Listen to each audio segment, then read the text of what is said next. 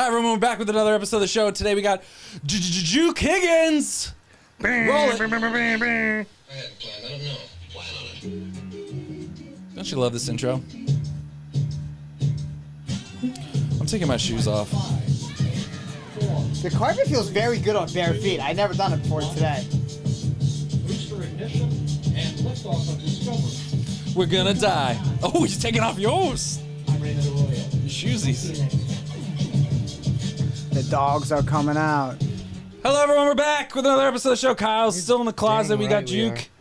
Juke, the barber here. Juke, dude. Dude, how you been? It's been a while. I didn't know you were going to have such a nice rug, or I'd have gotten a pedicure. It's pretty comfy there. It is, dude. Kyle, how are you doing, man? When's the last time you've seen Juke? I don't think I've seen Juke since season 2. Since it's been maybe a year. Yeah. Well, Heck yeah, dude. it's been hot. It's been very hot. My AC unit's struggling. Yeah. That's basically what's Ercot going is on. pissed. Yeah. Did you get any blackouts? No. I haven't gotten any blackouts. I quit drinking. You quit drinking? Alcohol? Yeah. I always do blackout. Did you really quit drinking? Kind of. I did a kind of thing too for a while. Yeah? And then I got back into it. Wait, you're back good. into it? Yeah, I got back into it. I didn't know that. Oh, I'm sorry, Kyle. We got- can drink now. Oh, You got back on the wagon. Yeah, I got back. I don't like being a quitter. Yeah, true. No, I just, it was a thing I was going through, some personal stuff, and I just decided I needed to be like ready at all times. It was wartime. It's wartime. You don't drink it during wartime, True that. right? Unless you're having a leg amputated and then you drink a lot. Then you drink all of it. all of it. That's right. That's how much you drink. but you put a lot of it on How your much do you leg drink too, then? though. All of it. General, give me all of it. So we're gonna have to take off your leg. Here, you better hurry up and drink all of it. They encourage it, actually. Yeah, they're not like, it's not a question. They're like, That's the only reason they hey, have you it. should probably drink all of it as quick as you can. Yeah, that's the only actually. reason they have it. That's right, yeah. And more, the only reason they have it is so that you can drink all of it if you're getting a leg taken. Yeah, they're like, we got this rusty saw, and we're gonna take your leg off. Isn't that wild that they used to do that crap? No anesthesia, but they wouldn't Nothing. say, we're cutting your leg off. They'd say, we have to take the leg. We have to take the leg. We're gonna have to take the leg. Yeah. They were like, so "Take eloquent it." with their words, but visuals back then, visuals and feels were at an all-time Dude, peak. and what did you get? What did you get? I mean, you just got like you just got a wood stump or something. I don't even think you got that most of the time. Well, Yeah, yeah. crutch. Hold on. Hear me out. Hear me Your out. leg. Cutting off a limb at least conceptually makes sense. But one of the other things they do is they would bleed people out. Like that Oh, was like, yeah. oh, you're sick. We're gonna draw some blood. Like that where the makes illness is way and less everything is sense. Yeah, the illness is in the blood. It's in You the. gotta get rid of the Alisha. It's in the what do they call it? The humors or the humor, like the not that kind of humor, but like the Like the melancholic, Yeah. Get your phlegmatic mind out thing. of the gutter. Not that kind of humor, you yeah, perv. you dork, you big dork. Oh man, do you think you could saw through a man's leg if you needed it, if it was required? Do you think with a saw, like a hacksaw? Well, yes. Is Well, he what? Is he a friend? No, I was gonna say, Is is he a he nice guy? awake? Yeah. Does he he's want awake. me to? Does he know? Yeah, It's like He doesn't want me to, but he 127 knows I have hours. to. yeah, He's he like knows you have trapped. to. Yeah, I could do it. You could saw Even straight if through. all of that wasn't true, even if we weren't friends and I was doing it despite him, You could still do it. I could do it. I could make it happen. Do you think you could do like what was that movie, 2400 hours? 127 hours. Yeah, where his arm's stuck. I couldn't do it to my own arm. I His think I arm's would stuck die. and he's got to cut through his own arm. Sorry, I'm so hungry. Yeah, that's fine. We're gonna talk about amputees while you're eating. You're eating ground beef while we're talking about sawing our arm off. You might think you be could cut chicken. through your own arm? No, because like that nerve. I haven't seen the full movie, but I know there's a part where he gets to the nerve of his. He gets like to the nerve, and it's just like a live wire. I just cannot imagine cutting through that. I wonder about the bleeding. I guess if you really knew Turn a that kit, right? yeah. You gotta turn a kit it. Yeah, I think if you really knew that if you don't do this, you will die. Maybe you'd be pushed so far. I'd have to be scared. Well, yeah, I mean you're just stuck. Like you're stuck. No. But there's no impending doom. Yeah, Like if I'm a fox, and I get my arm caught in a fox trap, oh, I'm chewing that bad boy off because that dog and that hunter ain't getting me. yeah. Okay. But if I'm chilling in a ravine with a boulder, You'd procrastinate it. oh, too much. Why do today what we could do tomorrow? You'd put it One off. more day, baby. One more day. Maybe the helicopter's coming. Yeah, they're coming for me for sure. Man, do you think you could? There was a famous picture. You could look this up, Kyle, of a doctor operating on himself. I don't know that I could do that stuff. I know a guy in Dallas in the community of urologists. I forget his name, but he's pseudo famous, like in the community and amongst his own patients, for giving himself a vasectomy. Whoa. In the bathtub. Whoa. Alcohol and a mirror. Oh. Yeah. Wait, but during a And vasectomy, he drank don't they? all of it. Oh yeah. Oh, Give me this all is, of it. I don't know if I We want have to to put take this the best photo. efforts. We Yeah, have not to safe take for them. work. But this is a doctor. What's the At that point, why wear the mask? the over Soviet your surgeon, dude? In Soviet Russia, doctors work on themselves. mouth? Yeah. Soviet surgeon. I forget why he had to do it. Oh, what'd you do? It went away. Oh, sorry about that. Does it say what happened? Yeah, bring back our facts. What else are we supposed to look at? Yeah, Kyle, we can't see it, man. Oh, you supposed to guys make want eye to look so contact? smart. I don't know that I could. Or movies where they have to impale themselves with a sword. He was to on kill an themselves? They can Antarctic do that. mission. That makes sense. Antarctic mission. Yeah, you got to do that. Oh, he was in an he was on an Arctic mission. Russian surgeon. In the 1960s, Oh, you didn't so have we're a talking choice. Cold Dude, AF. appendicitis. Cold as Finland. Yeah, CAF as they call it. Cold as Finland. I want to run back to this guy the urologist. You said he had achieved some fame within the community. What do you have to do to be famous in that community? If giving Well, yourself, what he said, he performed a vasectomy. on right, but that himself. you said that was some fame. Like, if that's some fame, like, what are the other guys doing? No, what I just mean is he's not famous outside of the community. Like, he's not a well-known Oh, okay, human just being in pop culture. He just, in the DFW urologist community, is infamous. Everyone knows that he's the guy. Yeah, and he brags about it to his customers or patients or whatever. Like when he's about to do it, he's like, "Don't He's worry, like, man. just so I you know, I did this to myself. in a bathtub, so this is in a gonna be a bathtub piece of cake. with whiskey and a mirror. So So you, for you, it's gonna be so much easy. easier. Yeah, like me with shaving people. Yeah, It's like I could do this to me. I could definitely Oh, do you it to you. dude, I cut myself shaving right across my chin. Nice. Yeah, Recently. yeah. So I can't say that. You Yeah, imagine it you looks have like a gnarly scar. Actually. yeah, it was pretty bad. Did it bleed a lot? Yeah, it was a single blade, like one of those safe, A like marker. sure. A safety razor. Yeah, yeah, and- Ironically named. But yeah, but it only had one blade, and I was going fast, and then I pulled it across my chin as I guess moved forward, and it So just you didn't even mean to touch yourself. no. That's when cuts happen the most. Yeah, yeah. I mean, in general, like with a straight razor, the only time I've ever really cut anyone was me, and I cut my hand most of the time because I wasn't trying to shave something. Yeah, I wasn't. And I was maneuvering around the blade and just whoopsie daisy and cut myself. Oh, and I felt it. Like I felt meat. I felt like carving ham, and it happened so quickly. It's like a laser beam, isn't it? Doesn't Yeah. it feel like it feels like Burns. yeah. And It's then a immediately- sting. yeah, It's like and- it's such a visceral sting. And immediately I was just like, oh, this is gonna be bad. Like I just had that feeling. Stitches? Like that's wrong. No stitches. Nice. I cut my hand on one of those, and I have one of those not because I'm cool. One time some guy saw that razor, was like, "Oh my gosh, you have a safety razor? That's like really hip." And I'm like, "It's the cheapest option." Wait, is safety razor the one that looks like a pocket blade? No, that's No. a straight razor. Oh, that's It's the one with like you put the blade in, you Yeah. screw the little thing. Okay, yeah, Double-sided. that's what I have. Double-sided, right? Yeah. Yeah, that's what I have. double-sided. And anyways, he was telling me this. What I he's like, recommend. I'm very Harry's. cheap. Go to harrys.com/the show. Sorry, Kyle. Don't The do point is, I had it in my backpack for some idiotic reason, and I was rustling through my backpack at a red light trying to grab a cable to charge my phone, so it was in there. And I poked myself, and I thought, man, that kind of hurt. And it was just gushing blood, and it bled for like 20 minutes, which is just like such a long time, right? 20 minutes of bleeding, just filling up the shirt. And eventually, lot of blood. I had to go to like the urgent care because I started getting scared. Why are And you on the screen?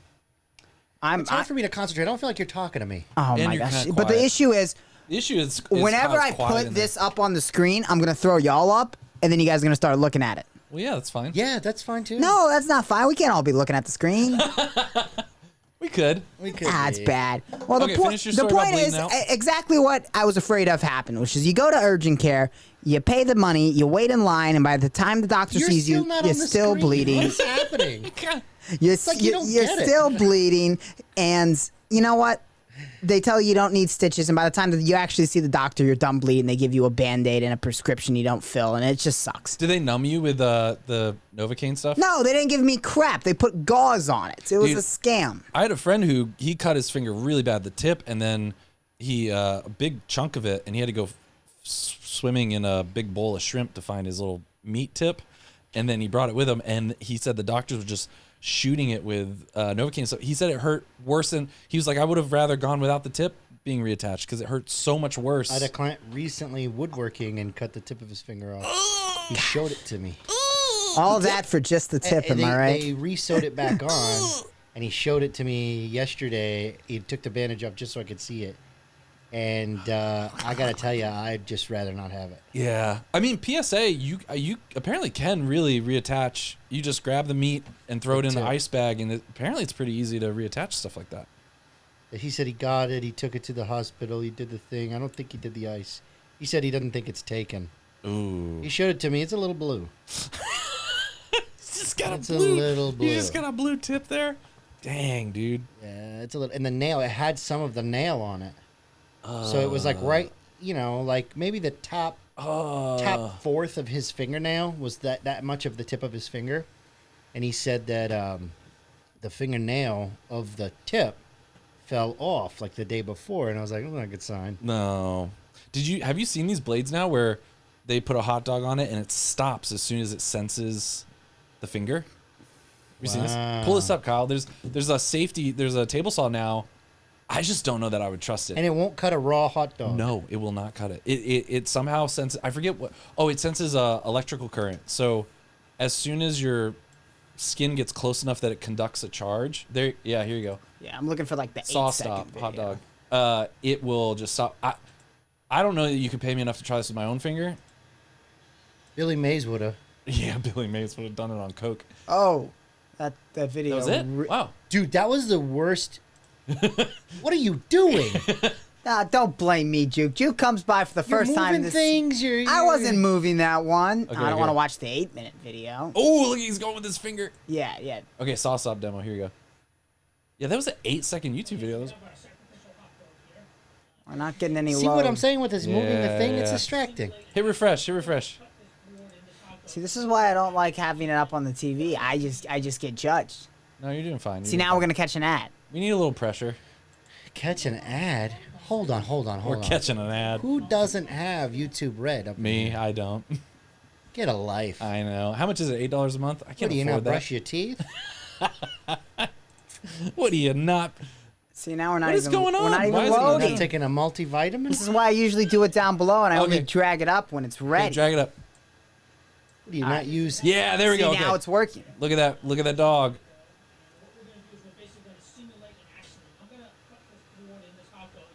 We get it, man. We get it. Show us the dog, man. We get it. Get to it. We're talking to him, Kyle, not you.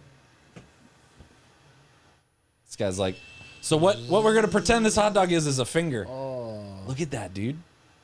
It just stops it. And it cuts the board too. You can see exactly Yeah, it when it gets through. stops. But as soon as it gets close enough, boom. Now, I do see some dog moving, some movage. See that there's barely a nick on that hot dog. You might need a Band-Aid. He's so happy. He's like, He's like, no, as you can see, it worked. It worked. Exactly as expected. you might need a Band-Aid. We're going to be rich. Isn't that wild, though? That's very pretty cool. cool. I don't know why all of them don't have this. Why do they not all have? I did something with a jigsaw. The jigsaw was through the board on the other side, and I was like, oh, let me help this piece of wood, and then it just like, right into my. I forget where it happened, but I remember that was alarming. Yeah. Because it's got jagged teeth, like a shark on meth. Do we even have an agenda here? No, no, there's no agenda. That's cool. All right. What do you want to talk about? Small talk. Yeah, we are making small talk.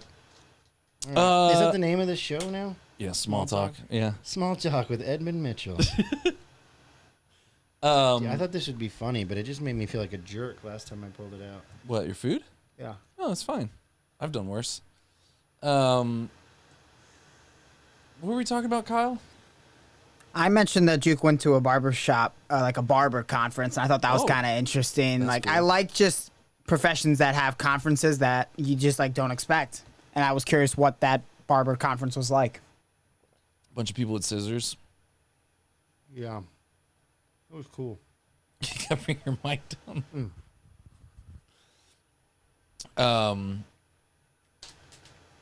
Man, I've been thinking about getting a tattoo. Really? Yeah. My sister just got one.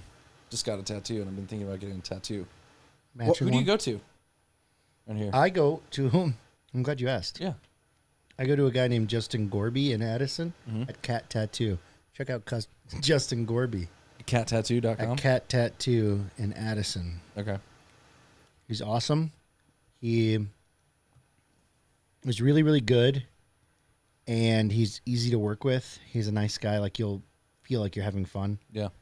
My favorite thing about the way he works is he moves quickly. Mm-hmm. So even though he's like a very established, worth the price that he charges, Mm-hmm. you get a lot more from him than you would from some other people and some other styles, just because of how quickly he works. So Yeah. it doesn't feel like a ripoff, you know, especially when it's like art. Yeah. And like the guy can like, all right, well, we're going to do 7 hours now where I just do gray wash shading. Does he do like the Sailor Jerry style stuff that you have? He does, but that's not all he does. It's just what I'm into. Yeah. So he's done most of my tattoos for sure. That's cool. This is a new one down here? It Yeah. Looks fresh. Yeah, it's going to be it's the state flower of both Maine and Texas. It's a blue bonnet and a pine cone. That's the Maine state flower. I like that. The white My pine sister cone. got some Roman numerals that are significant date on her arm, and I started thinking about getting out where I have been. And Older then or younger sister? She's 2 years younger. So I feel like I kind of have to follow. Is it the day you moved out? No, it was not the day I moved out. Kyle, would you get a tattoo? Yeah, my grandfather had his like Buchenwald numbers on his arm there, like, you know, because he's in the camp, and my dad got it a couple years ago, and I think that'd be really cool. Because, Your dad added the numbers, like yeah, like the same tattoo his dad Whoa. had. What? like My grandfather was in a concentration camp, and so my they tattoo like the numbers on him, and so he got so He my was a dad got Jewish detainee. yeah. yes, yeah. My family was Jewish. Wow. Have I never told that on the pod, that story? I don't think so. It's actually like far and away the coolest story I have. And it's not about me, which is like why it's actually cool. No, his name was No, I totally agree. Henry Hochberg, and he was really young. He was probably 15 in Buchenwald. And what happened was, you got to understand that back in this time, when you're a Polish Jew, that's where you go, and he's from Warsaw. And he managed to survive along with some other people, one of whom later starred in Hogan's Heroes, actually, because he was a violinist, and he was really good. I don't think he wasn't a prodigy or anything, but they didn't exactly have the internet there, right? So any sort of entertainment was thrilling to the guards, and he survived, and he would play in the Death March as people went to the chambers. Oh gosh. You know, so they just kept him around to provide music to the. Yeah, it was something to do for these bored guards. And he Dang. did that until he was like 16 or 17. MacArthur came in and freed everybody. He went out to Ellis Island, changed his name from Henry Hochberg, which is like the most Jewish name ever, to Henri Aubert, because his violin was made by a company named Aubert, and apparently French Jews are really rare, and he was worried there'd be like a second Holocaust. Mm-hmm. So he changed his name to Aubert. Eventually, met my grandma, had my dad, died of a brain tumor when my dad was like 16, so we don't really have a great first-hand account from him. But he never told my dad about it. My dad asked him about the tattoo once, and he said it was his friend's phone number, even though it was like one digit off. But my dad was not smart enough to pick up on it at the time. But I thought it'd be I don't know, if my dad has it, I think it'd be a pretty cool tattoo to have. I mean, that's kind of like a heritage legacy, like kind of remember where you come from. That is wild. Yeah.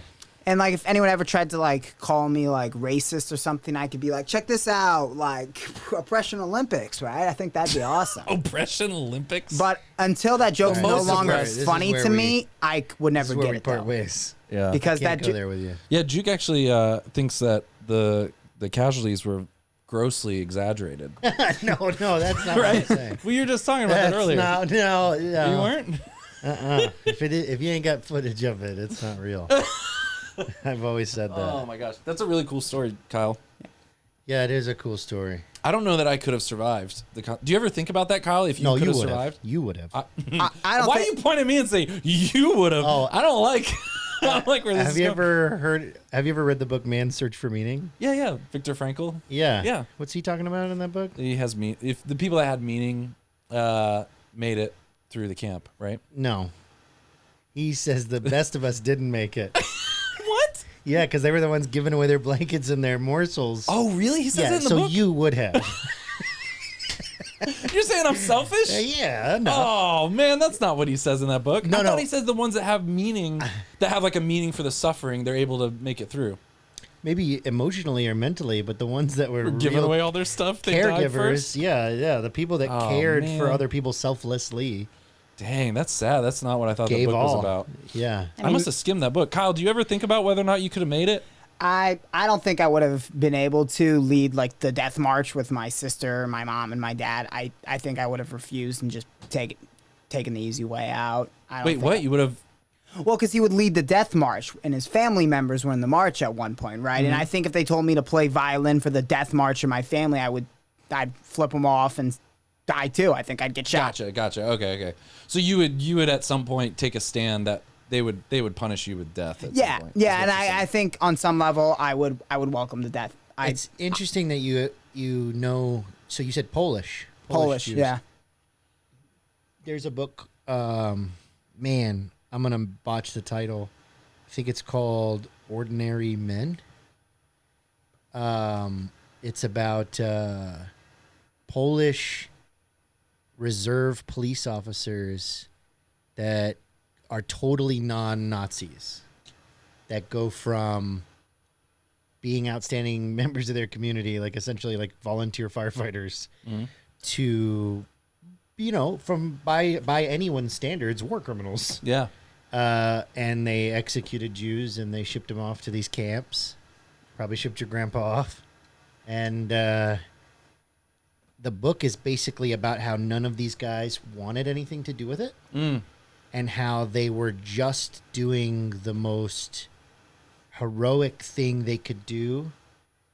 It like a frog in the pot sort of scenario, where it was like, hey, this is a time of war and Germany's kind of taken over and we're under this the Reich right now, and so it's going to be ugly, and it's basically them versus the Jews essentially. Yeah. So even though we don't have any problems with peace or anything like that, like, we got to round up the military age males. And, but because it's going to get weird, if you want out, you're reservists, go home. We'll give you an honorable discharge. You don't have to serve anymore. Yeah, but then you're getting rounded up, right? No, because you're not a Jew.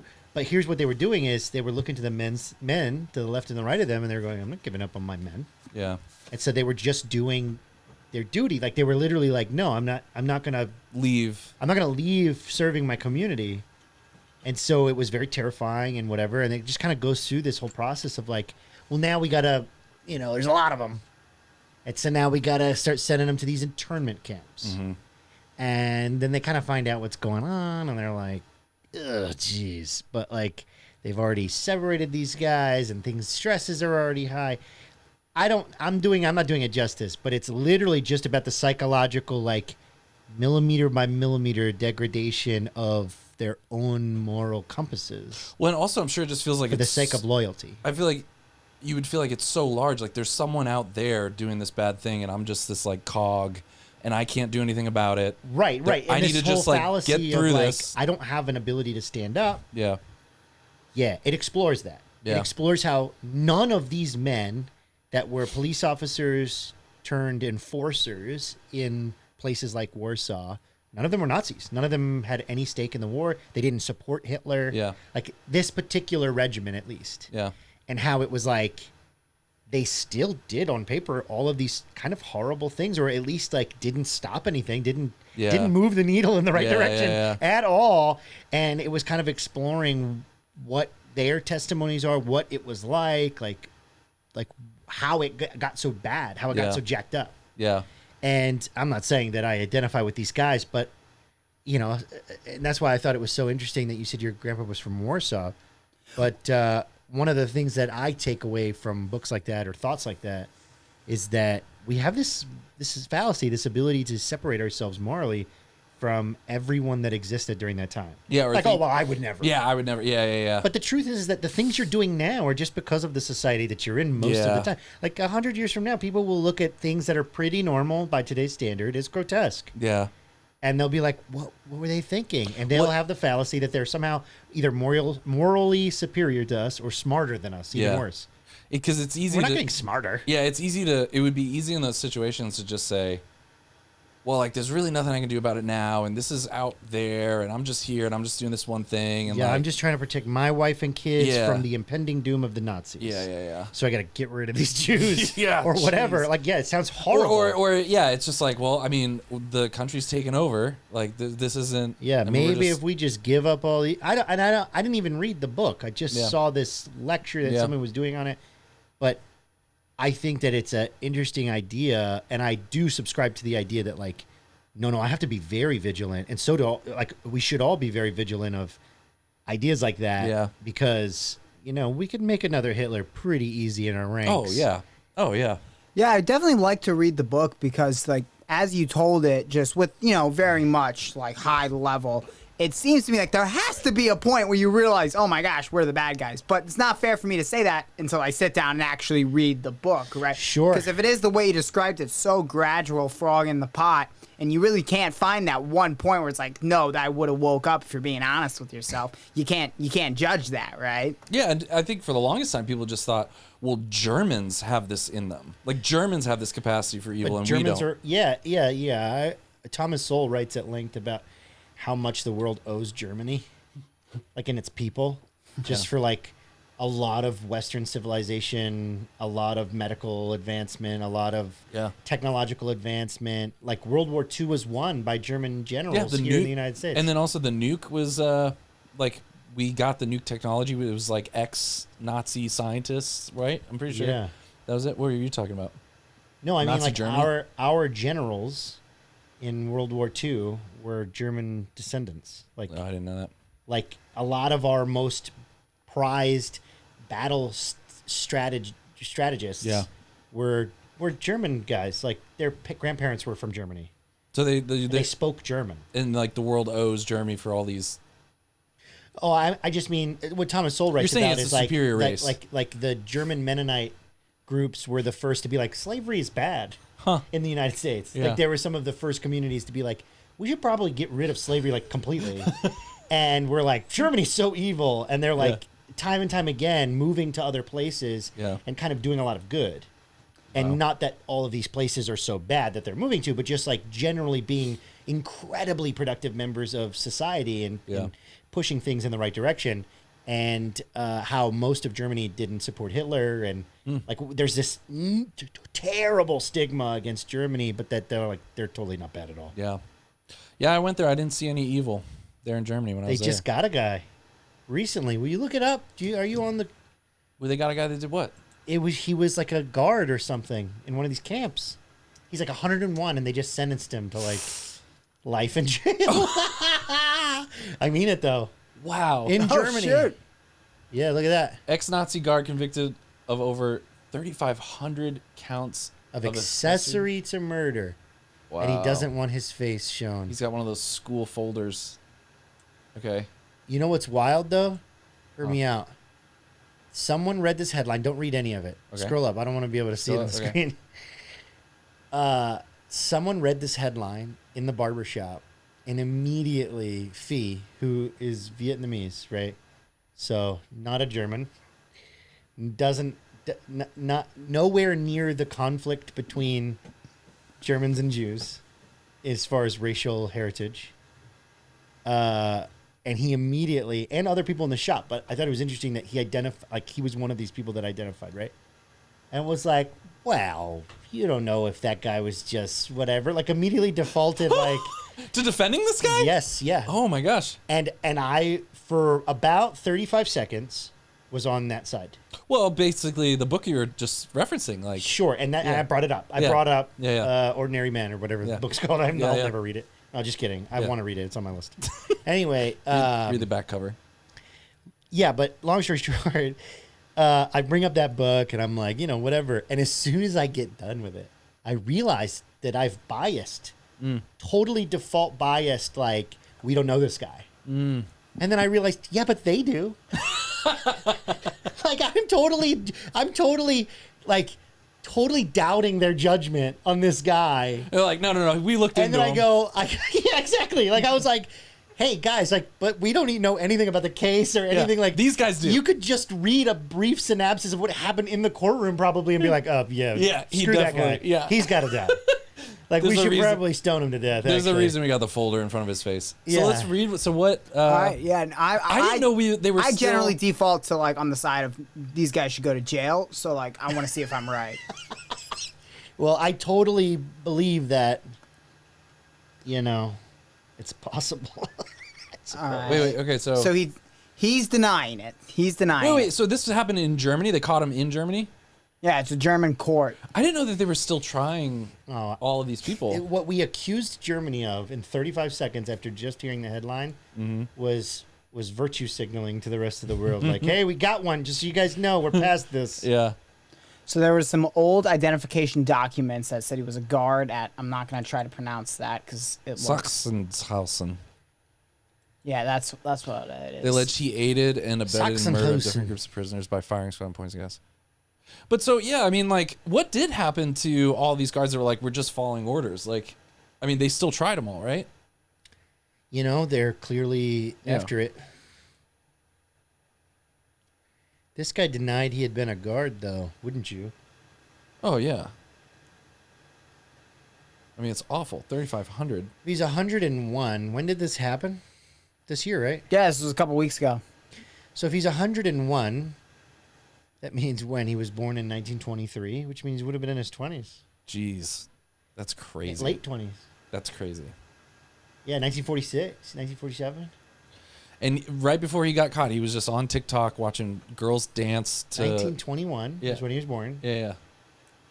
And he's on TikTok looking at memes of, people with food in the microwave, and then he's arrested and has to serve out. Loves Adam Sandler.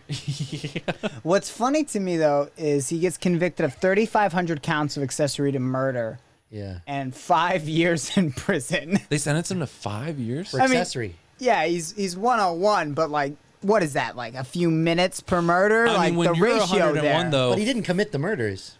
Right, accessory to murder though. Like I'm gonna run the numbers here. But when you're 101, but it's accessory. 3,500 divided by 5 divided by 365. You should get, that's 1.91 days per accessory to murder. I'm going to go on the record as saying you should get at least a week and a half for that. Per murder? I think accessory to murder should be at least a week and a half. What are we talking about? Define accessory. Yeah, what does accessory to murder mean? Accessory to murder has a definition, and does whatever that mean the you were legal just one kind was. of standing there?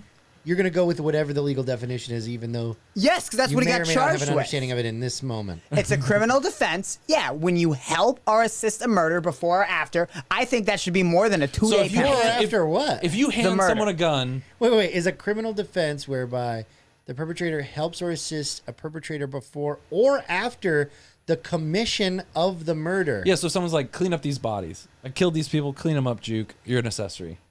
Okay. Or if I'm like... So hear me out now. Only because you took it here. Yeah. If I go dead, that's 4 dead Jews right there. Yep.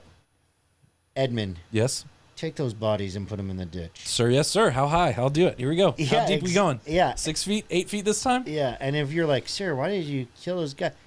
You want to be next? Put him in the ditch, I said. I mean, like, Kyle, is he that bad of a guy? That's a defense, but you still did that. You you can be under duress and you can use that as a defense. And you're saying that you think a week and a half per against your own will having to drag dead corpses of people you know are innocent and put them into a ditch or whatever. I mean, I think it's... you can't do that. I think it is reasonable to say that you are not allowed in a just society. Bring them here so I can kill them, right? That's accessory too. They're like, pick them. I gave him the most beneficial part of it. Hey, go pick 5 of them. Yeah, go pick your top 5. No, that is definitionally wrong, and you cannot do that and deserve to get in trouble for doing that, I think. Yeah, so like what you're saying is the moral thing to do is to just resist the government, resist the right, Kyle? It's just like Yeah, that's absolutely what you have to do. And I understand that that's very difficult to do. I understand that, it's very easy for me to say that from a podcast studio. Yeah, I wouldn't do that. But if you're asking what the right thing is to do, it is not to do it. Yeah. You're right. Well, not to... Sure, but it's weird that the same government that told him to do it is the one sending him to jail for 5 years. Well, it's reparations. But for him serving that government. Yeah, Kyle, that's where it gets weird because the German government. Because what if he never killed anybody? He's just he worked for the German government. He literally is. He's using the broom. He's using a mop. But that's my point is. That's why we accuse Germany of virtue signaling. Is they're going, this isn't the same government, and we'll try these guys. Yeah. Even if they're 101, and we'll get them, and we'll give them nothing but a blue folder to hide their faces. Man, I think though, Kyle, if you're 101.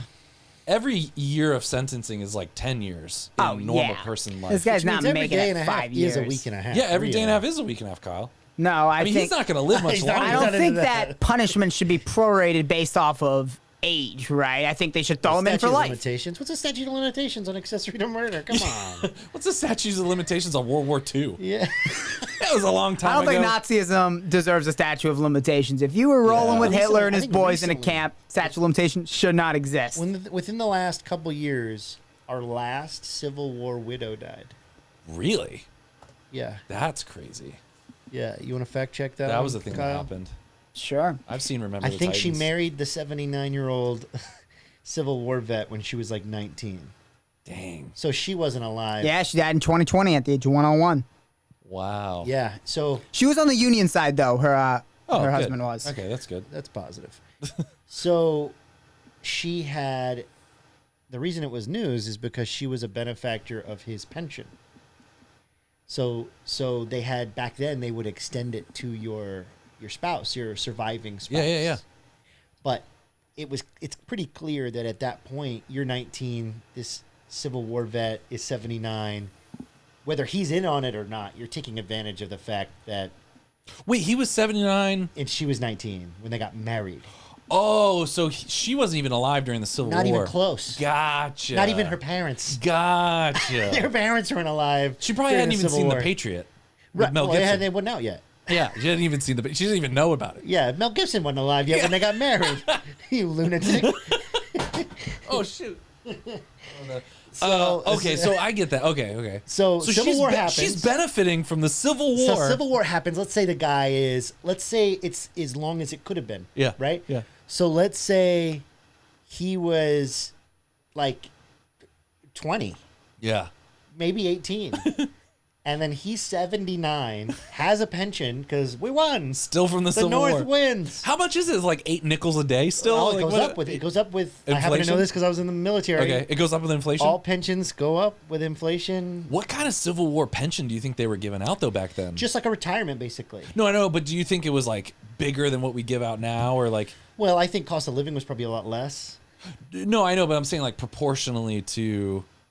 I think it would probably be like because it's considered. This is all just guessing. That's first of all. I'm speaking from zero grounds of authority. Because you think the population of the army now, or the military personnel, there's way more military personnel now than there were back then.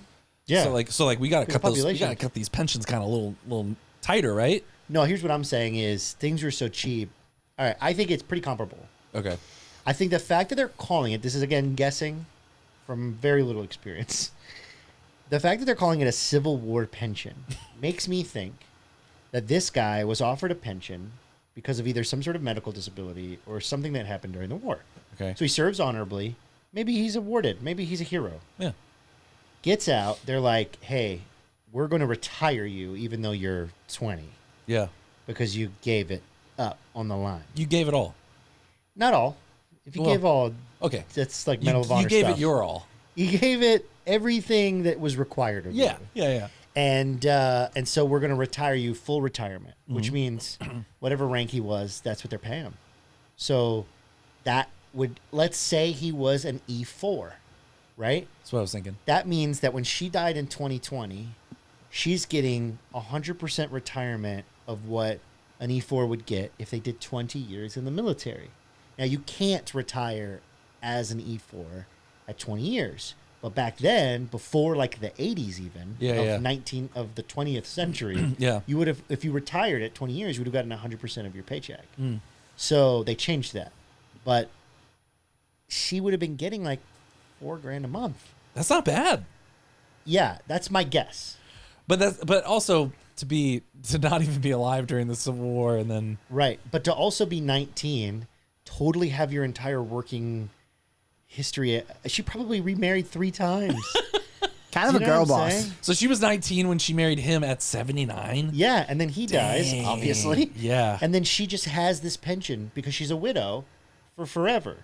So he must have been in on this, right? I Do you assume. think? Yeah. It was Either like, that "Hey, or I got he was this like, pension." he wasn't in on anything anymore. And they were like, sign the dotted line, buddy. She loves you a lot. He's like, I love her too. For the record, he was 93, she was 17. What? 93. 93? 17. Yeah, Dang, his dude. rationale was that he had no money to pay for his care, and if married, she could get the pension after his death. Oh, so he says, if you take care of me, I'll marry you, and you can have the pension. That's smart, though. That's pretty smart. And less corrupt, kind of. That's pretty smart. Healthcare is such a nasty business, isn't it? Yeah. She's on You the gotta scam Marsh. the government to get your healthcare. She's on the Marshfield, Missouri Wall of Fame for scamming the government so hard she's locally famous. That's What? honestly like a real. What is it called? The what Hall of The Fame? Marshfield, Missouri Walk of Fame. For people that have. And this is It's all like about local people No, that celebrities. he's just regurgitating our words for scamming the government. Oh, Sorry. okay. Yeah, okay. I was adding. I wouldn't say regurgitating. So, but the Wall of Fame, I'm the sorry, that wasn't Walk fair. of Fame is just anyone that's famous. I thought it was literally a wall for people that have done tax evasion. Like it's like this girl and Wesley Snipes. Like I thought that's what it was going to be. Yeah, her, Wesley, Trump. for sure. Yeah. Grant Cardone. Bezos. Dang, that's crazy. That's pretty smart though. I mean, maybe he didn't have anyone to really take care of him. And like, what do you mean? You just like sign the paperwork. I mean, what do you care? And you get $4,000 a month for the rest of your life. Well, at the time of her death, it would have been like $4,000. Yeah. But it would have been equivalent to that almost the entire time, Yeah. just a lot less. Yeah. 101 years ago. Well, I guess not that long ago. She was 17.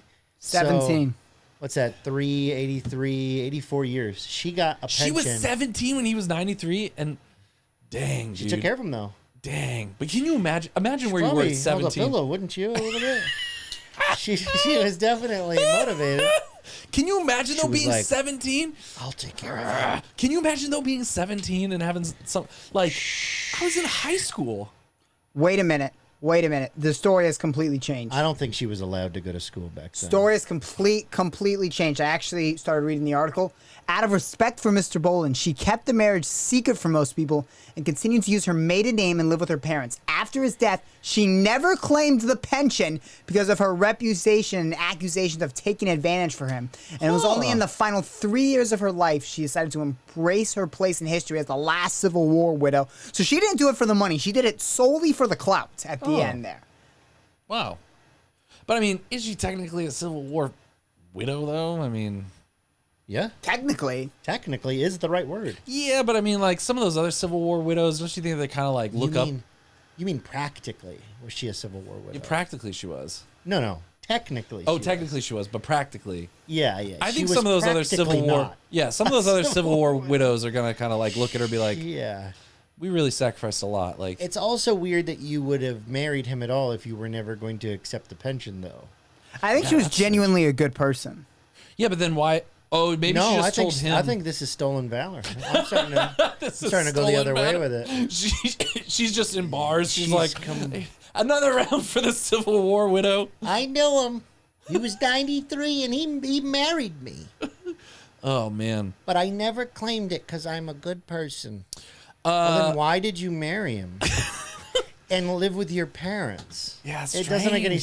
sense. It's strange. No, I think she's lying, yeah, obviously. it's strange. She Maybe must the have- She took money- the truth. She was collecting it. She was collecting. No, I don't think so. Maybe the money is strong, but like the slut shaming of the 1800s was like stronger. Ooh. Like that was just not Wait, worth you it think to she her. wasn't collecting the money?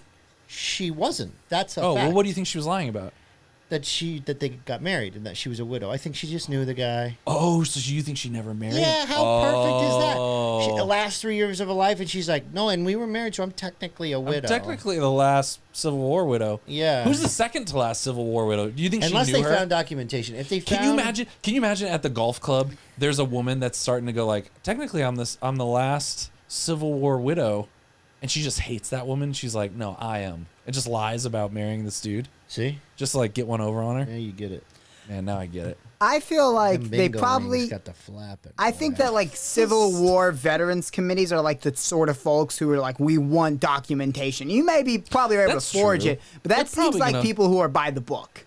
But all she has to do is say, hey, what documentation? It was the Civil War, man. No, it wasn't. It was almost 100 years And later. she just has to say, it's the Civil War, man. It was Yeah, tough. yeah. We don't have documentation. Yeah. Yeah. The Civil War was legitimately, if that guy was 20, he could have been 18. But let's say he was 20 when the Civil War happened.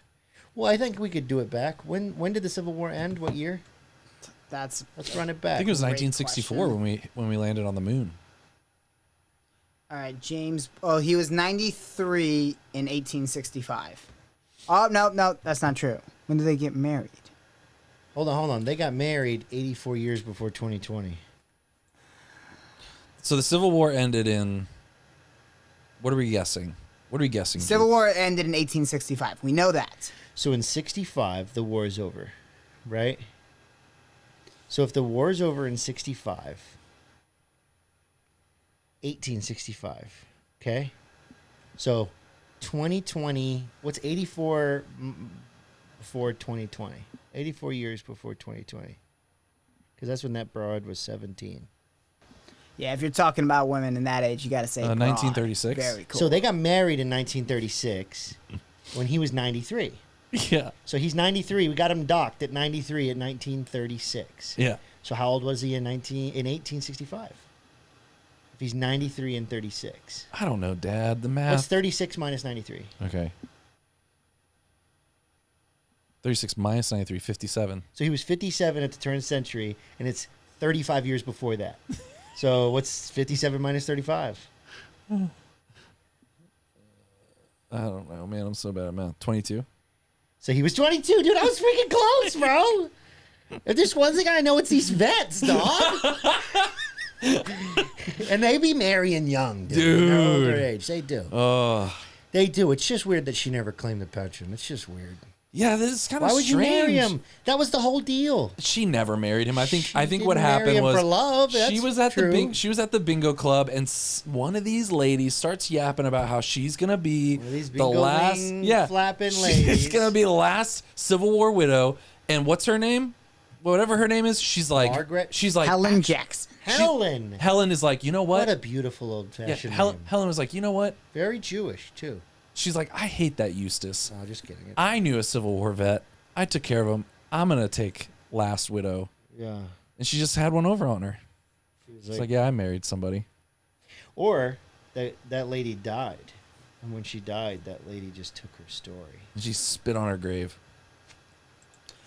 I I'm think the that would last. be tough. Like if you Prove knew it, Helen. you had this pension allegedly, and you're working whatever your dead end job you're working as a woman at this period in time, Yeah. knowing that you could just say the word and get the bag forever. Yeah, right? Like, why not?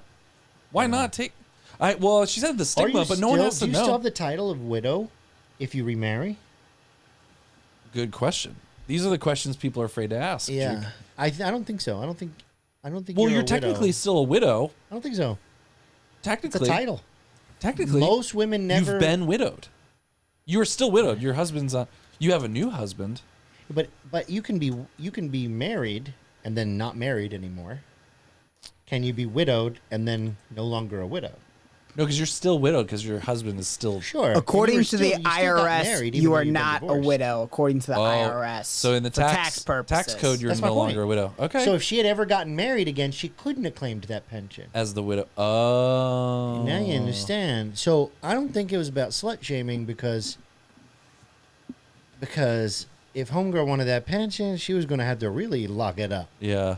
She was going to have to close up shop for good. For good. 17. Man. Yeah, your life's ahead of you. That's a lot Do I want a man or do I want Uncle Sam to be my husband? to be my man. Yeah. I mean, she didn't tell anyone about that marriage. She could have She was not like, told no, anyone I about got a this whole other life ahead of me. I just won't tell anybody. Yeah. I'm not a widow. That's ridiculous. And then she went and lived a totally normal life for 84 more years. And then right before she goes out, she she's was like, I'm a Civil War widow. Yeah. Isn't that weird that we have electric cars and I'm a Civil War vet? I mean, widow. Widow. Imagine you're like hanging out with your grandma who's like super old, right? She's that old, and she goes, by the way, I'm a Civil War vet. I'd be like, go back to bed. I would never ever believe that if I'm Yeah. like the grandson at the nursing home and grandma Yeah. starts telling me she's like a minor celebrity. We're like, because of the sure, status." Helen, prove it. Yeah. Prove it, Helen. She's like, So- here's a picture of me and him. It's like, you were 17 and he was how old? Yeah. Yeah. And it's that sideways photo of her in that black gown. And they're like, that's not you. That's And not. she's like, everybody dressed like this then. All right, so speaking of your grandpa being Jewish, my wife's maiden name is Kaiser. Totally not Jewish. Okay. That's very German, actually. And you see her bio dad, and you're like, oh, he's what Hitler was after. Really? Yeah, he was blonde and blue-eyed, Oh, in that And tall. sense. Oh, like what he wanted. That was the vision. He That's was what- the vision. Yeah, the Aryan race. However, my mother-in-law's maiden name is Fink, which, as you may know, is Austrian Jew.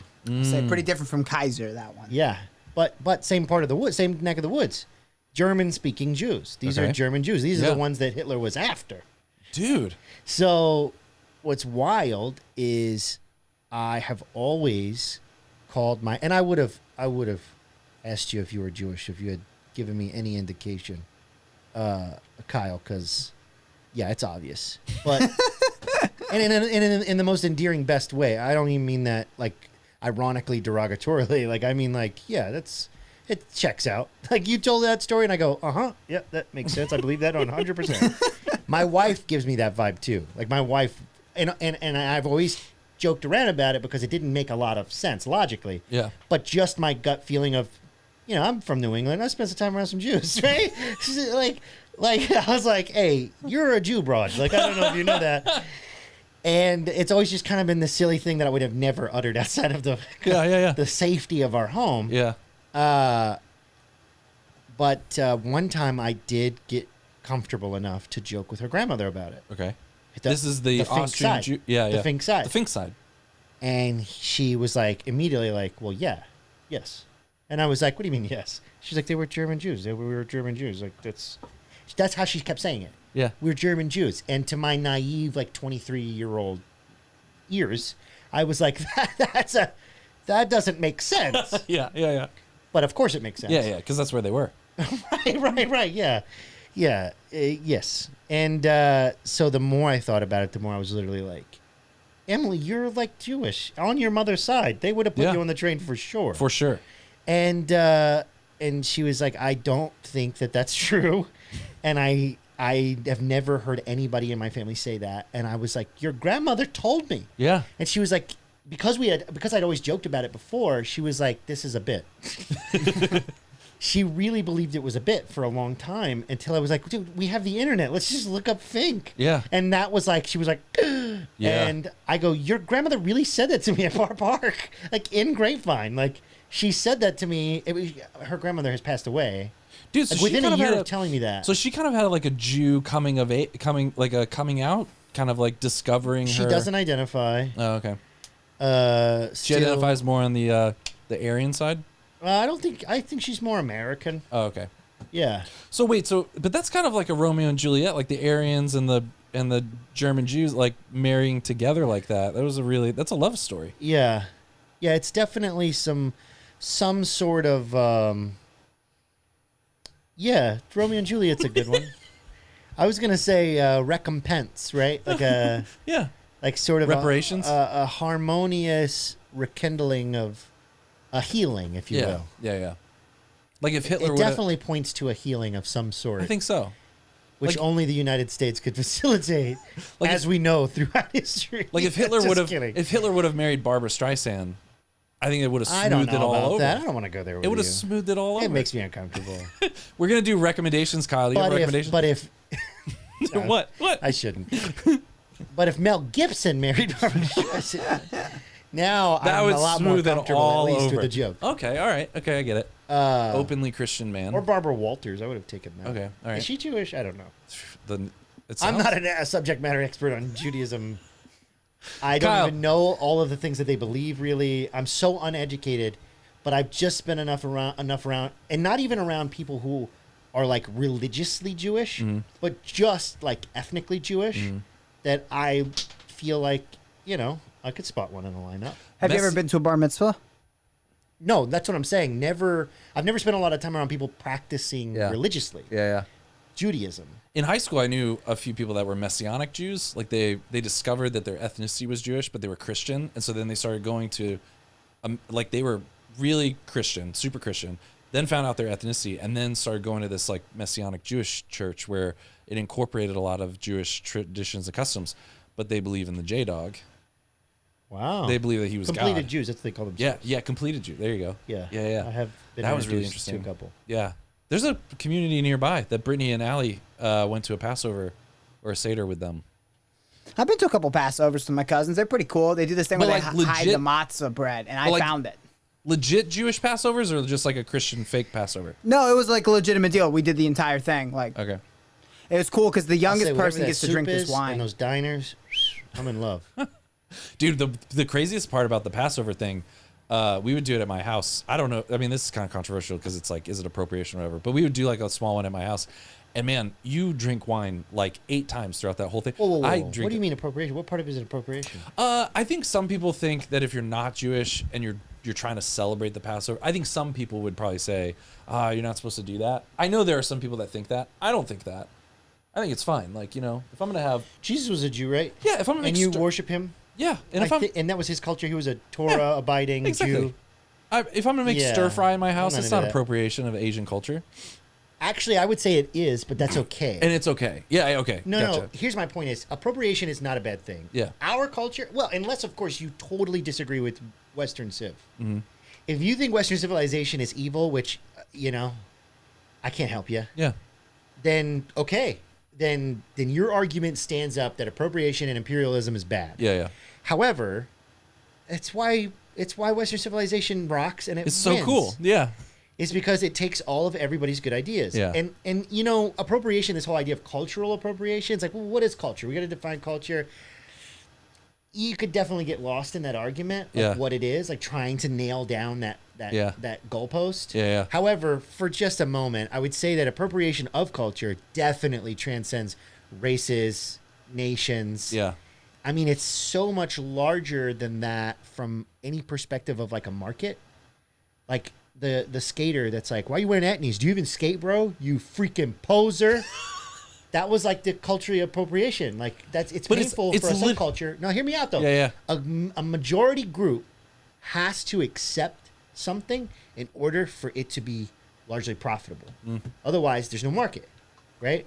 Unless you narrow the market by making it incredibly expensive, like Scientology, right? Yeah.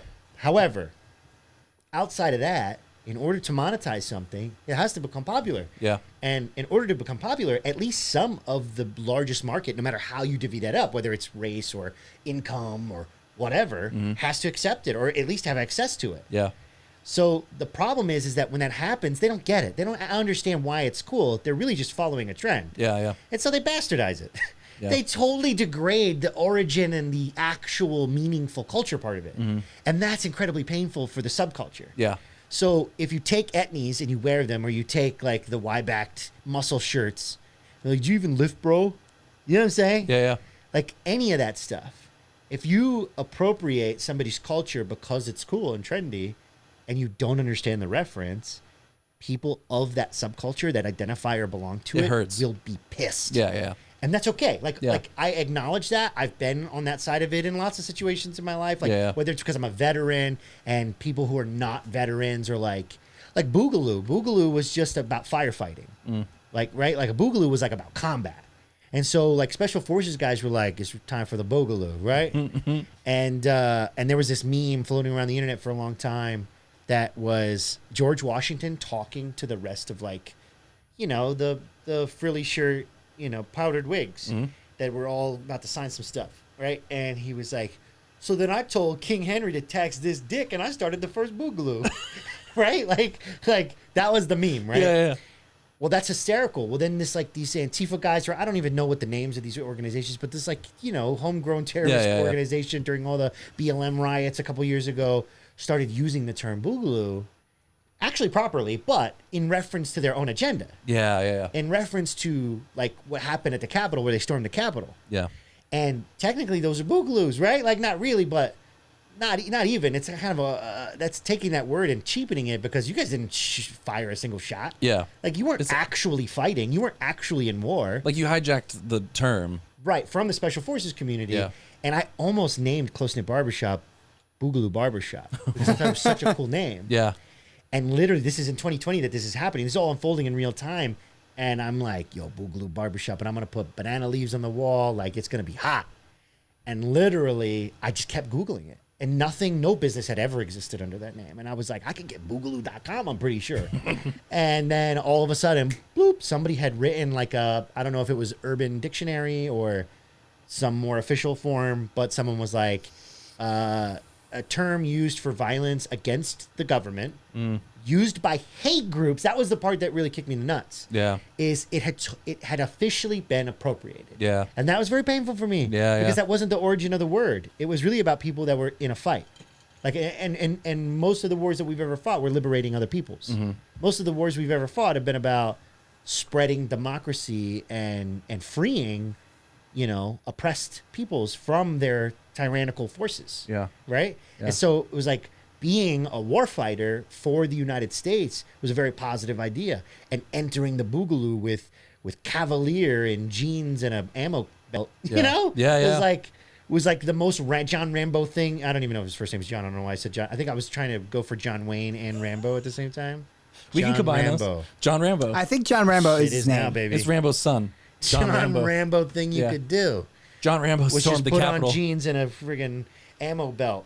It's kind of like words have words have fluid meaning. They change over, and you have to be aware of what the word Exactly. means. Yeah. So, was it painful in the moment? Yeah, but I just came up with something else. Would you come up with it? In Close Knit Barbershop. Oh. You dummy. Yeah. Yeah, but that was kind of the whole... I mean, it wasn't that moment. It was actually the skater thing that made me start thinking about appropriation. Yeah. And about how our language, our culture is so deeply rooted It's in all that, appropriation. But, yeah, it's imperialistic. Yeah. So, our language is that way. Yeah. Like, fiance sounds way better than the English word. Do you guys know the English word for fiance? That's a French word. No, what? What's the English word? Betrothed. Oh, okay. Yeah, you've heard of it. Okay. It yeah. just sucks. So we're like, wait, what do you guys got fiance? That sounds that's pretty. Yeah. Fiance. That's how it is now. Fiance. Hey, but you guys got to put a little above the C or whatever it is, or the E. I don't know. Yeah. And we're like, yeah, we'll do that. That's not even in your alphabet. Yeah, we'll do it though. But that's literally Jalapeno. The United States is appropriation. Like that is what the United States. But is it appropriation if it's a bunch of those authentic people coming together? Well, that's what I mean. Is like everyone's doing it with each other. We like call it a everyone's- melting pot. We realize the beauty that is Totally. there. But there's a paradox. We're doing something that's never been done before. That's why it's so painful. Yeah. The paradox is, how do you have Chinatown without segregation? Like, how do you get authentic Mexican food without a Mexican neighborhood? But can you have a Mexican neighborhood if there's lots of other people living there that aren't Mexican? Yeah. We haven't figured out how to do that. Well, it's like, can a French person make an authentic Mexican meal? Sure, if Yeah. they're trained Yeah, properly, yeah, but that's not exactly. the question I'm asking. Yeah. Like, how do you get Korean-owned businesses, Korean authentic food cooked by Koreans in a Korean-speaking neighborhood? How do you get K-Town in Dallas Yeah. without segregation? Without keeping out people who aren't Korean from opening businesses Well, on you that can't. block? Well, that's what I'm saying. But that's why I was saying about It's the a French thing paradox, is you can't. because in one hand, we're totally against segregation. Yeah. And nobody in their right mind in today's sensibility would go, oh, no, I understand the value of segregation. You'd be ostracized immediately. Yeah. However, we look around and we see all of these authentic parts of culture being preserved through segregation. Yeah.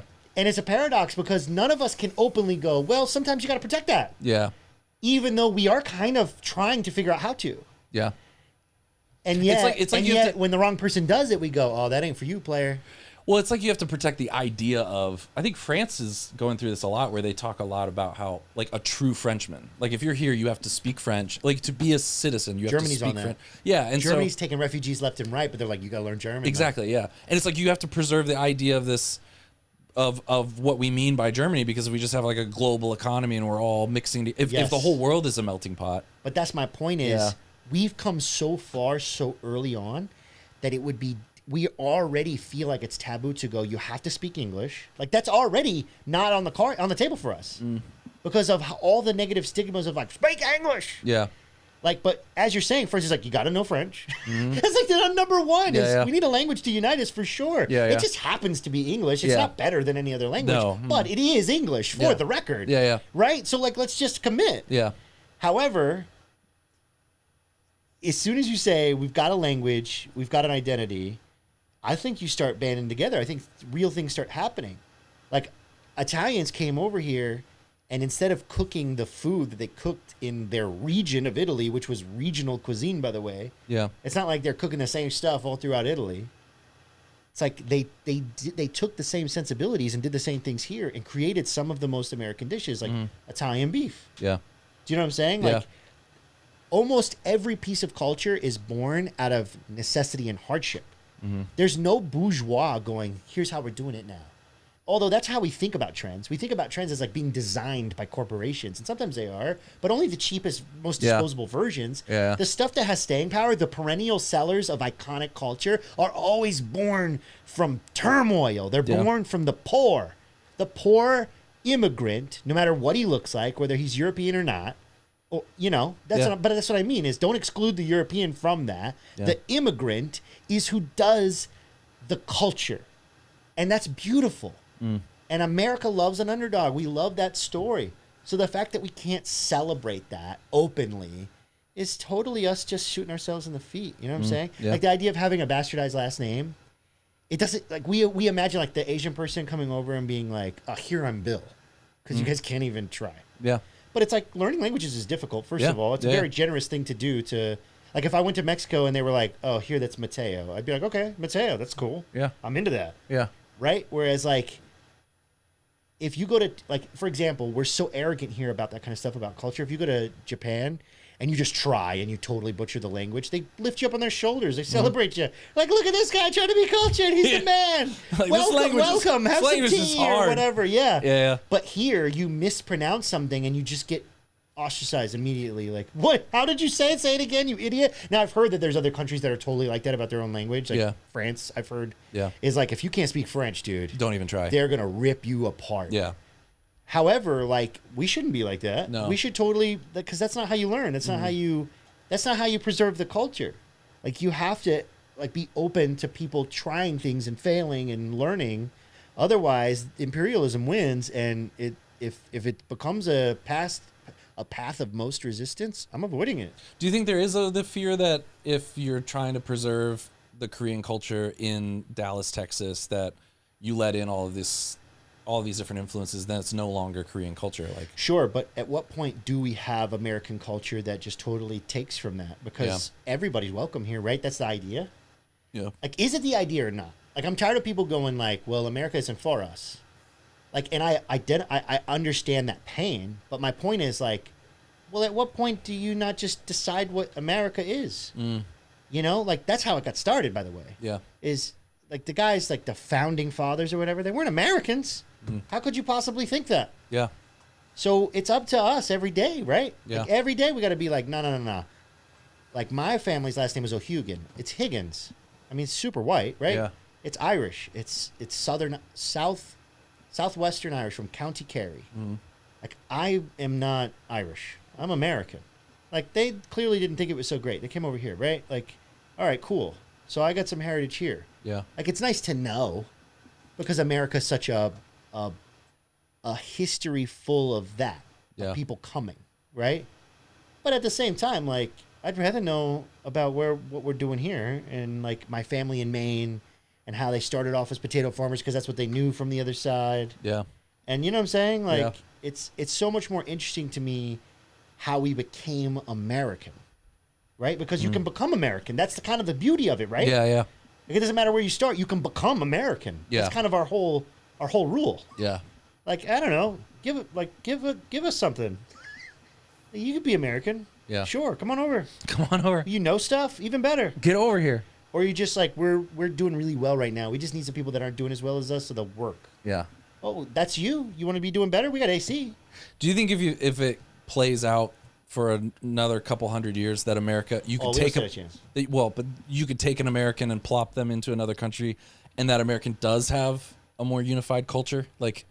Because right now it's like it still has this. Everyone has come here. Like people still talk. Oh, these were Irish. These were French. These were this. No. But like, if you eventually, do you think you could take an American and put them in another and like, oh, they have American culture. They're bringing American culture. I think people are so tribal by nature that all of the concepts that I'm like wistfully romanticizing are pipe dreams because. It's so against our nature to think that way. It's taken me a long time to even come to those conclusions of like hip hop's American, country music's American, the automobile's American, the airplane is American. Like I don't like blood transfusions are American. Yeah. Like peanut butter's American. Like so many things that it doesn't matter if you're black or white or some other kind of immigrant. Like they were Americans that did it, and I want to be like, that's my dude right there. Yeah. Or female, you know what I'm saying? That's my chick right there. That's my broad.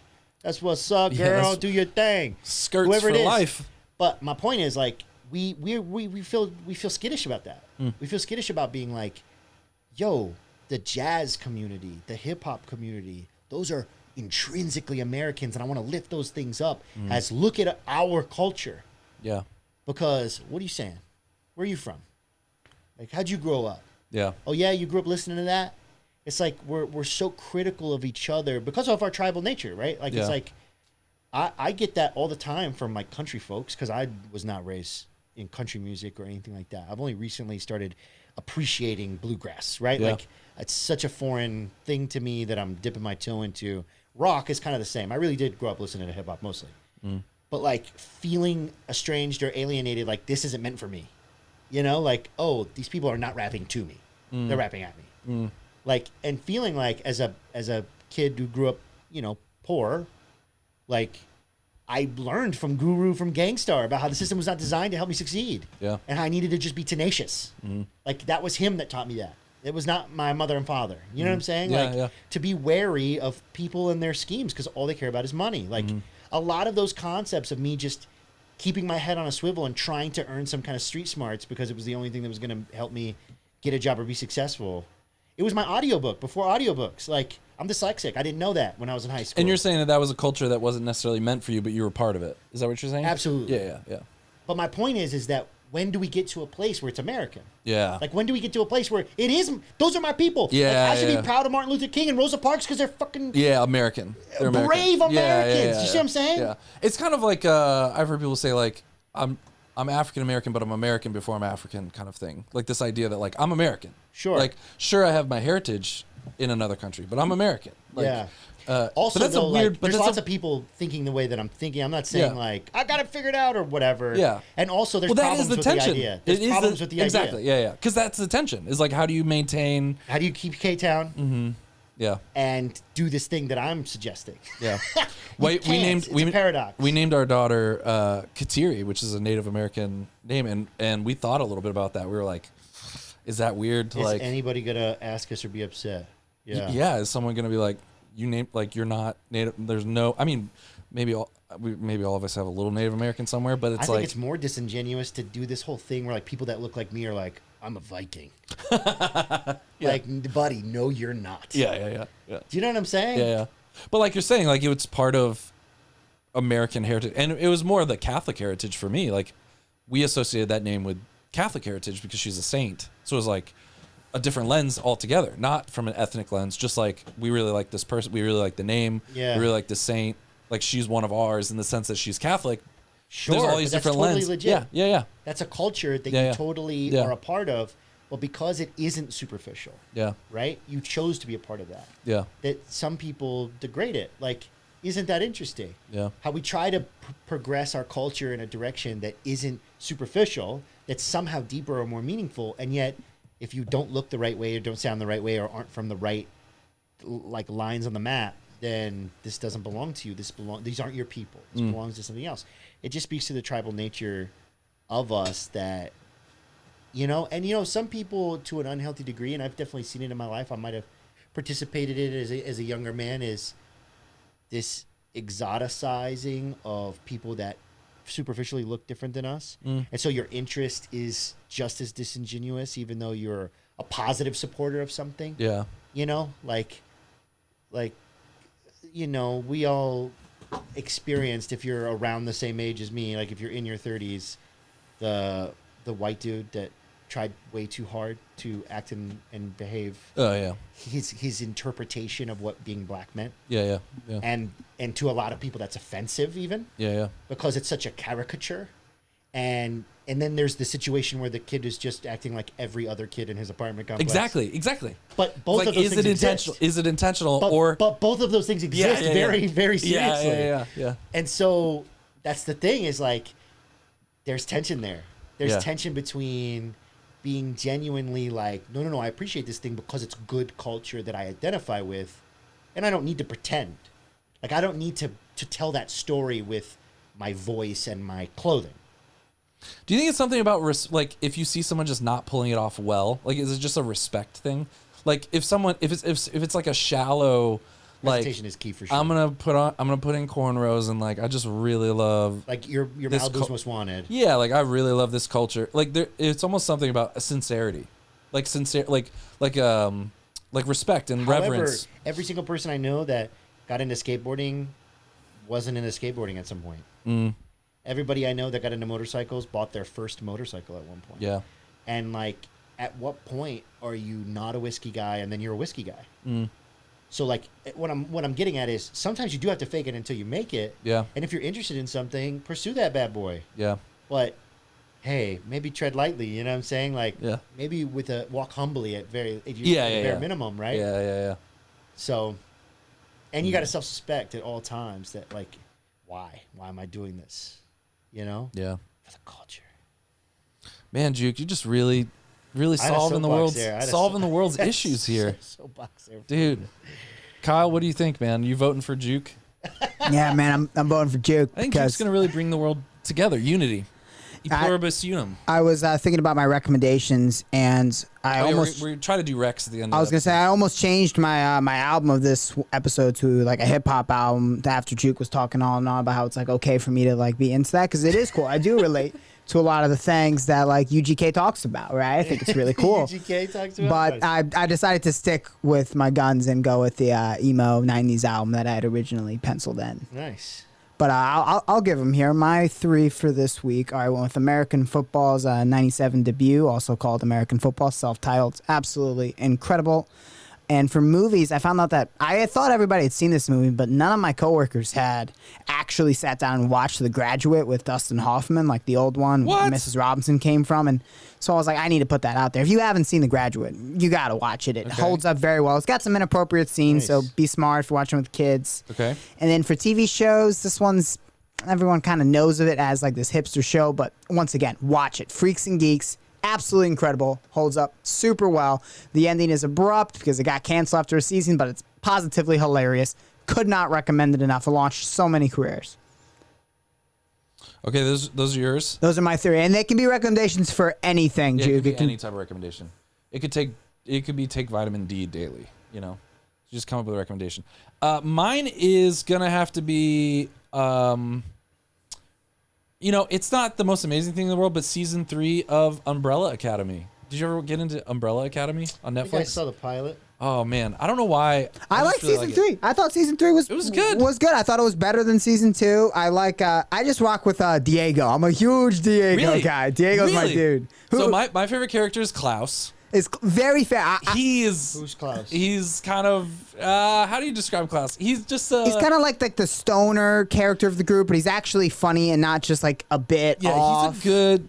I love Klaus. He's funny. Yeah, I just like his attitude and his swagger and like his outfits. And anyways, it's a good. I half watched the last 2 episodes, so I don't really understand what happened, but it's pretty wild. So yeah, Umbrella Academy season 3, seasons 1 and 2 I binged, and I really liked watching Umbrella Academy. So anyways, do you have a rec? I recommend these chicken meatballs that I ate. All right, where can we get those? Your wife? HelloFresh. Ooh, HelloFresh. Go to hellofresh.com/appropriation. Show.fm. Yeah, / our user code is appropriation. I thought it would be funnier if I ate them on camera. It wasn't that funny. Oh, it was great. You live and you learn. I'd also like to recommend the book Ordinary Men by Christopher R. Browning. I'm pretty sure there's a cameo by Kyle's grandpa in there. Perfect. With that said, there is a real, there's a Hogan's Heroes book. Like, you guys know Hogan's Heroes? It's like an older television show. No. It's this old show. Like Hulk Hogan? No, not like Hulk Hogan. It's about like it's a very slapstick like 50s show about people in a concentration camp. And one of the guys, his book, like MASH, but It's like that's exactly what I thought. Is MASH, but concentration camp. well, it's like German soldiers. It's like World War II. I don't know how much in the camp. I've never seen the show. But Slapstick. the point It's I'm a getting weird way at to describe it. is that there's the book by one of the actors in it where he does mention my grandfather by name. He's like, yeah, this was the trooper, and there's this guy, Henry. I don't really know what he was up to after the war. And I tried to write the guy a letter. I shot him an email because he had an email on his website. Like, He knew. yeah, he knew my grandfather. And the story adds up because this guy was a young actor. And in like Henry's old diary, he's like, yeah, there was me. There was an actor kid. I'm like, oh, that makes sense. Probably wasn't that many troops of people in Buchenwald, right? Wow. Like, probably just the one. And he mentioned him by name. And I don't know. He never got back to my email. This guy's super old. But I Man. wanted to tell him, like, oh, yeah, like, he survived. I mean, had a brain tumor not too long afterwards, but like enough to have a kid. The bloodline lives, right? That's Yeah. all you can really hope for. Guys, we really, World War II, Is that all you can appropriation, hope the American dream, like we're really. What a bleak aspiration. Kyle, I my heart's been broken for you today. Oh, the bloodline going on. You may think it's bleak, Juke, but for a lot of not American, a lot of Earth's history, that was all people had, man. That's all they had. That's true. Well, Juke, it's been fun. It's a good episode. Come back anytime. Kyle, any last words? No, but I've got no last words other than that, All right, guys. We will see you next time. Hopefully this episode was better than Allie and Brittany's last week. Bye. It was just Allie and Brittany last week. It was the girls' yesterday. Did I ruin the episode? No, it was great. It was awesome. All right, good. No, I was just